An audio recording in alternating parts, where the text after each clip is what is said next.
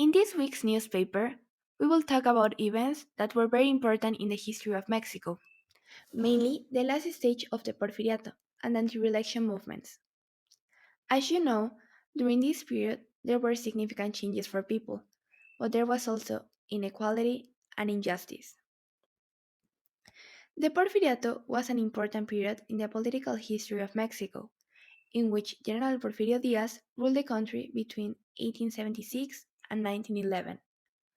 During these years, Mexico achieved economic and social advances and pacified the country, although at the cost of great repression, inequality, and social injustice.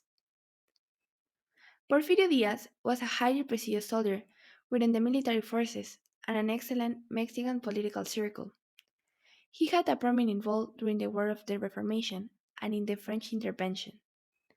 Diaz became president of Mexico thanks to a military rebellion and the triumph of the Plan of Tuxtepec. On November 28, 1876, he came to power and ruled, with only a 4 year hiatus between 1880 and 1884, until May 25, 1911, 30 years in total. In the next part, we will listen and learn more about the details and important moments of this period of time. In the context of dissatisfaction with the constant elections of the President General Porfirio Diaz, the Anti-Election Center of Mexico was created. Masters Francisco I. Madero and Emilio Vázquez Gómez are in charge, and in this way they declare their manifest opposition to the regime. A group of men with a more liberal thought and action was organized to unite against the possible re-elections of Porfirio Diaz. The fact that the same political group has been in power since 1882 is increasingly being questioned. The Anti-Election Center supports its ideological basis in defending the participation of the people in government affairs, in the indefinite non-permanence of politicians in powers, in the defense of political rights, in a total rejection of dictatorial governments, and in the clear approach to organize an anti-electionist political party. Anti-election groups continue to form, organize to participate in the next elections and seek respect for a clear suffrage, thereby achieving social, political, and an economic change in our country. The motto is effective suffrage, no re-election. General Reyes wins supports. May of 1909. The candidacy of the governor of Nuevo León, Bernardo Reyes, was endorsed by the Porfirian who were opponents of the scientist. However, Porfirio Diaz didn't support it. It's important to highlight that Bernardo Reyes was considered the right hand of Porfirio Diaz and was loyal to him, to the point he was considered a possible successor of Diaz. While the scientists were a group formed by politicians, intellectuals, and businessmen who influenced the politics of Mexico.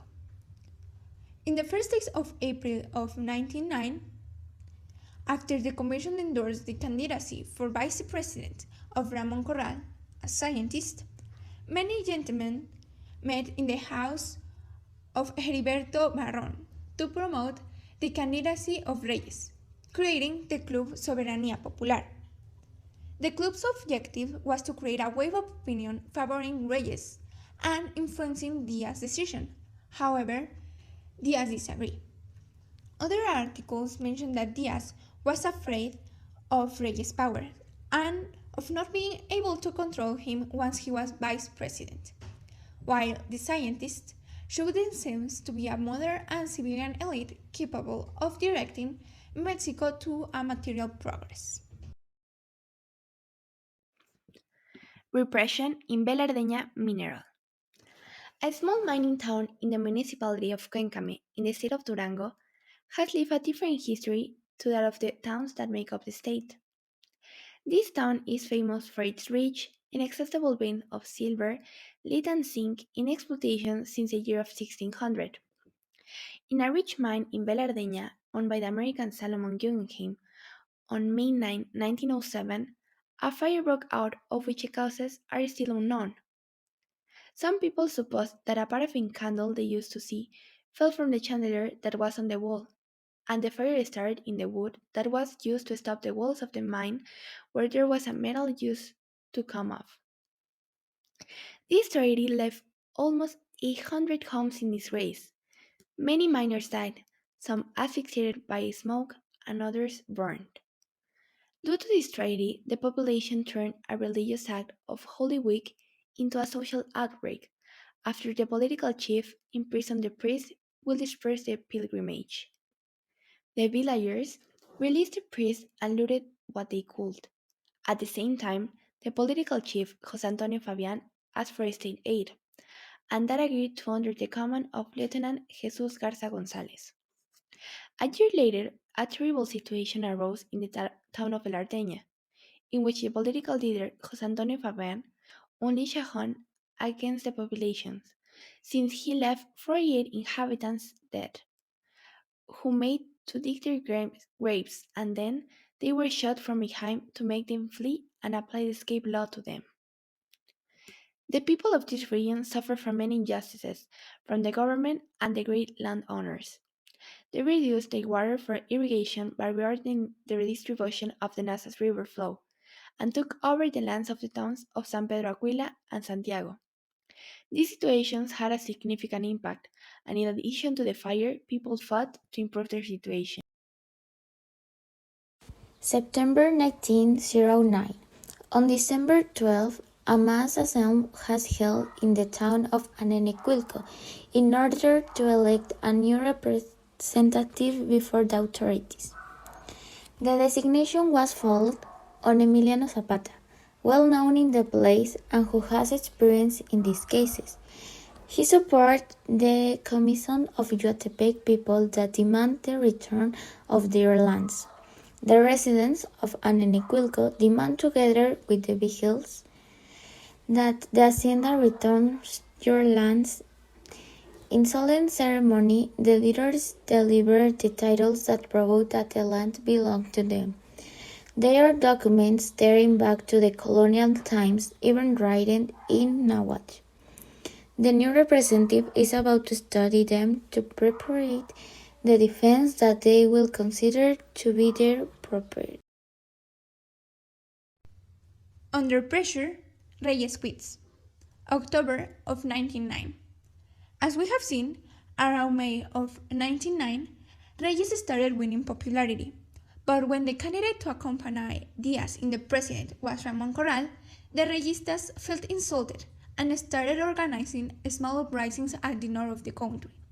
Even though Reyes refused to lead those who hailed him as their leader or caudillo. He even quit his charge of governor of Nuevo León under pressure of his adversary Jerónimo Treviño. Reyes was still loyal to Diaz, so he left and aided the passing of the power to General José María Mier. Reyes also agreed to go into exile in Europe, supposedly to learn about the most modern weapons. For other part, Chihuahua stays firm with the anti-election, being loyal to Francisco y Madero, and continuing with the fight between the clans of religion. The main conflict is between the Terrazas clan and the ones that are against it, like the Coronel Casabantes clan, Don Carlos Pacheco, and Don Angel Trias, for mentioning some of them. This land has been witness of some of the most important municipal and mining battles between 1880 and 1890. Like all the uprisings that the Magonistas had organized in the past few years, or the Apaches battle cited in the decade of 1880, without forgetting to mention the common banditry and some revolts against the Tarahumaras. Then, in 1903, after the government of Miguel Ahumada was over, the Terrazas came back to the power, bringing corruption to the state. So, as a result of this, all the opposition hung on even more to their anti-election and having by leader Abraham Gonzalez as a very representative man of this population.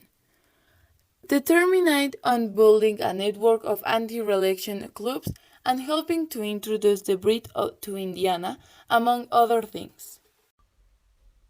Puebla also has regeneration.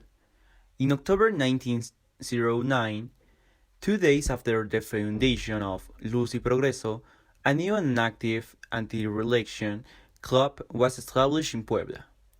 Francisco Salinas directed the Melchor Ocampo Lodge, which organized the club Regeneración, which quickly had 62 members. At that time, Salinas was also the founder and leader of the railroad lodges. Clubs such as Ignacio Zaragoza, the Antirreeleccionista Poblano Club, and Reivindicación Popular already carry out activities, but on which they base their action is in the Luz y Progreso.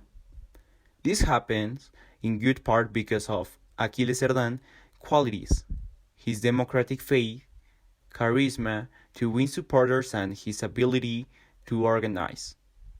It should be added that, as indicated by Madero, against all his action in a campaign that attracts people of different ideological signs. Puebla is anti-reelectionist. October 1909. Anti-reelectionism anchors deep within the state. Don Aquiles Cerdán, as its maximum leader and being in prison since October 2, however, before being a prisoner, he managed to found an important club to nurture his followers. Aquiles Cerdán was born in Puebla in 1876. He had a middle-class family, and his paternal grandfather was General Miguel Alatriste, one of Puebla's historical liberals. On July 18, Aquiles Cerdán summoned the founding of an anti-reelectionist club through a loose leaf in which he stands out. No permanezcáis más de rodillas. The traduction is, don't stay on your knees anymore. The club was called Luz y Progreso. The first meeting was attended by 9 people, 1 carpenter, 3 showmakers, 1 worker, 3 students from the Catholic University, and the convener, a show salesman. The new club united the pedagogy with a secret direction of the movement. Every Sunday, they hold public meetings in the theater, where students comment on articles of the Constitution and the electoral law. Then there are civic speeches, poetry recitals, oratorical practices, and sale of oppositionist newspapers. In the demonstration that the anti-reelectionists carried out on September 16, the workers' delegations were seen parading with red and black badges. Unequivocally anarchist. However, the speaker was Catholic. So, as we could see, our country has passed through a lot of conflicts and battles to become the Mexico that we know nowadays. And that there were not only the important battles that we commonly know, but all the different processes that each state had to take in order to achieve a more equitable and democratic country. Because, in spite of all the differences between each state, we all form a whole nation. I really hope you enjoyed and learned a little bit more about the history of our beloved Mexico today. See you next one.